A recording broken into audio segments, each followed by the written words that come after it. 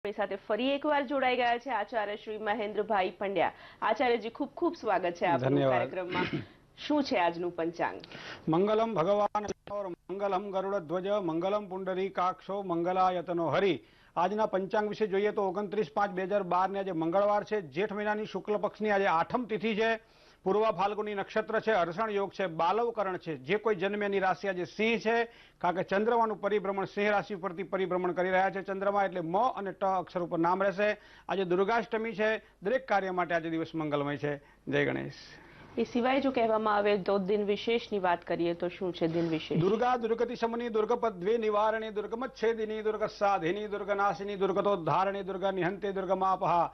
આ દુર્ગાવલીનો એક 32 નામ છે। આજે દુર્ગાષ્ટમી છે, કોઈ પણ ભક્ત જો આ 32 નામનો આજે જપ કરે તો સર્વ ભયાન મુક્તો ભવિષ્યતિ ને સંશય। કોઈ પણ પ્રકારના ભય હોય તો એ ભયમાંથી મુક્ત થાય।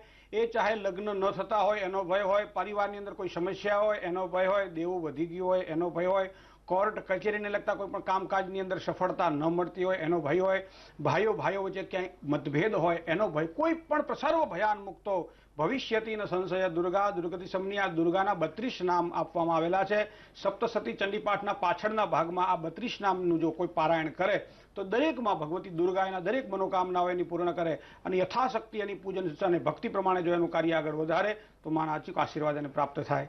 જય ગણેશ।